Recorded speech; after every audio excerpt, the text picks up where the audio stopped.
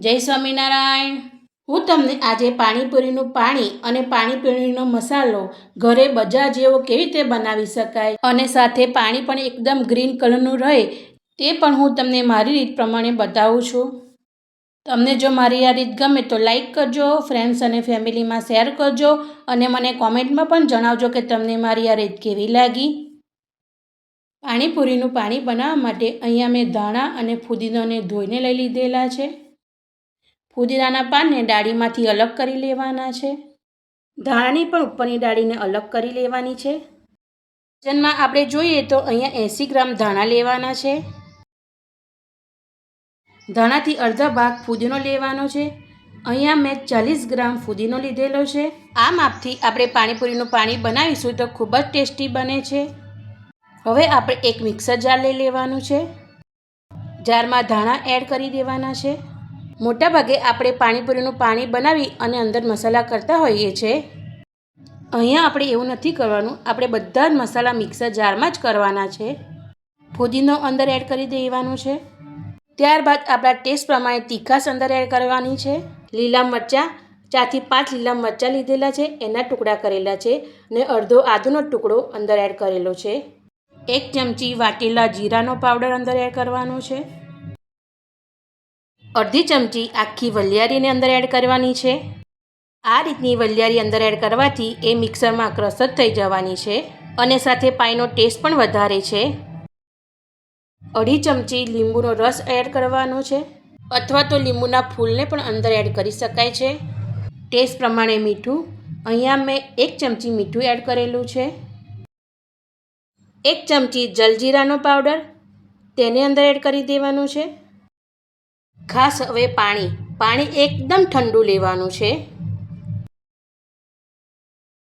તેને અંદર એડ કરી દેવાનું છે। અહીંયા મેં 1.5 વાટકી પાણી અંદર એડ કરેલું છે। પેસ્ટ તૈયાર થઈ ગઈ છે। ક્રશ કરેલી પેસ્ટને આપણે એક બાઉલમાં લઈ લેવાની છે।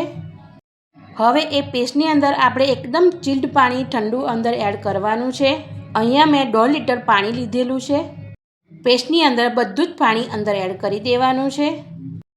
આ રીતથી આપણું એકદમ પાણી ગ્રીન રહેવાનું છે। 4 કલાક માટે પાણીને હવે ફ્રીજમાં મૂકી દેવાનું છે। ત્યાં સુધી હવે આગળ આપણે પાણીપુરીનો મસાલો બનાવવા માટે અહીંયા મેં ચણાને 4 થી 5 કલાક માટે પલાળી લીધેલા છે અને બટાકાને પણ મેં ધોઈને લઈ લીધેલા છે। બટાકાને બાફવા માટે આપણે ઉપરથી છાલ કાઢી લેવાની છે। આ રીતથી આપણે બધી છાલ કાઢી લેવાની છે અને કુકરની અંદર હવે ચણા અને બટાકાને સાથે જ બાફવા માટે મૂકી દેવાના છે।